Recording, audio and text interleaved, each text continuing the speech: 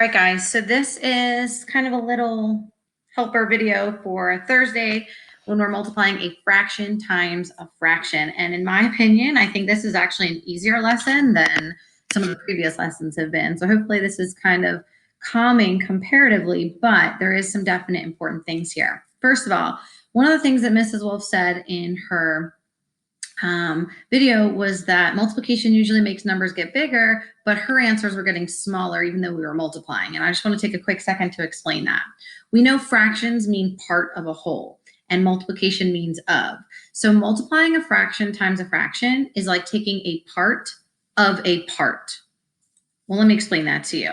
Let's say I have part of a brownie and I am going to give you part of my part of the brownie.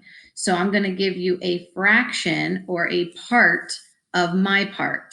And so what I'm giving you is actually smaller than what I started with. A part of a part, a fraction of a fraction, a piece of a piece is actually going to end up getting smaller.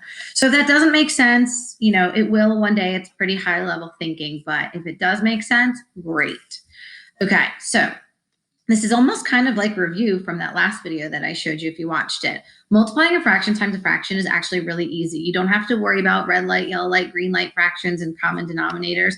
It's a pretty simple rule. To figure out the numerator, you take the numerator of one fraction times the numerator of the other fraction, and that's going to give you the numerator of your answer. So 3 times 1 is 3. And to get the denominator, you simply multiply the denominators together. 5 times 2 is 10. And so that's your answer.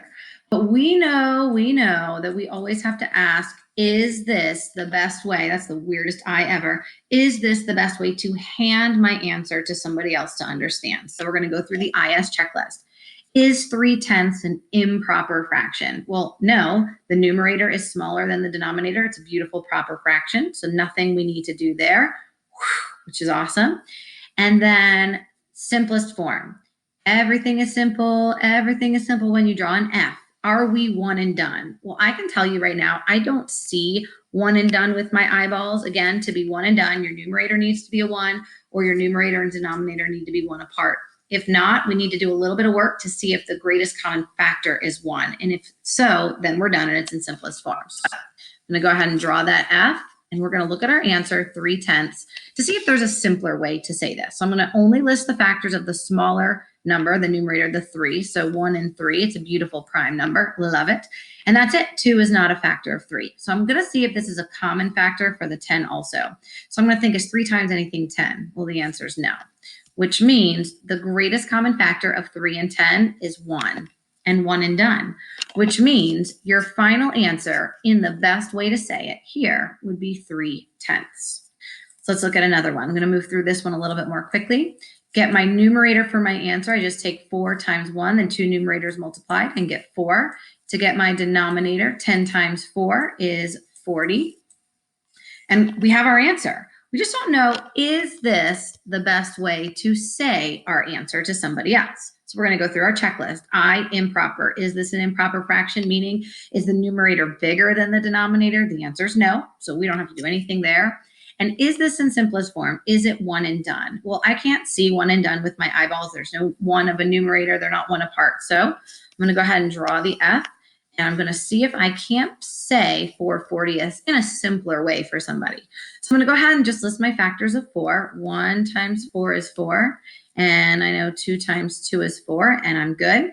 And now I'm going to test each of them, starting with the biggest, to see if we can find a common factor for 40 also that we can hammer down that fraction into its simplest form. So I'm going to ask myself, 4. Is 4 times anything 40? Well, yeah, it is.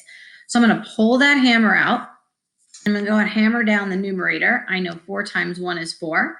And then I'm going to hammer down the denominator. 4 times 10 is 40.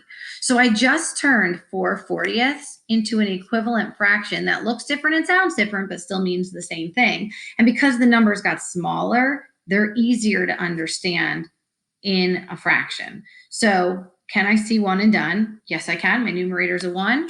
So I know my final answer in simplest form, 1/10. Last one. Get my numerator. 1 times 4 is 4. 2 times 6 is 12. I'm going to go say, okay, I know this is my answer, but is this the best way to say it? Is 4/12 improper? No, my numerator is not bigger than my denominator, so we're good there.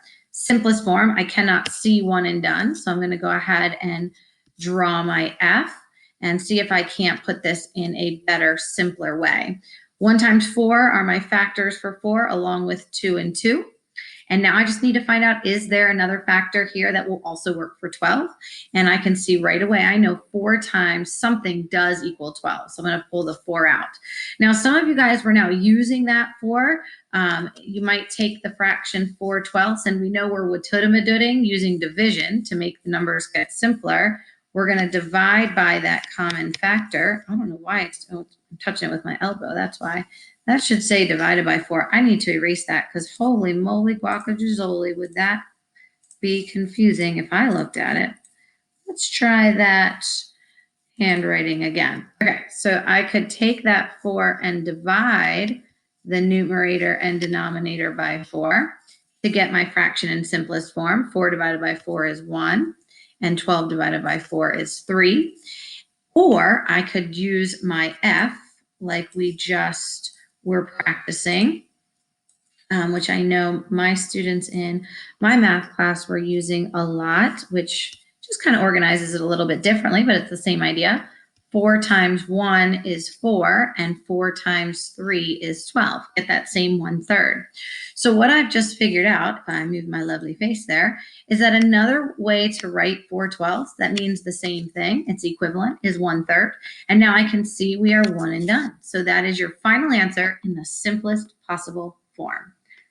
I hope this helps to clear it up if you were confused, and reach out if you need anything.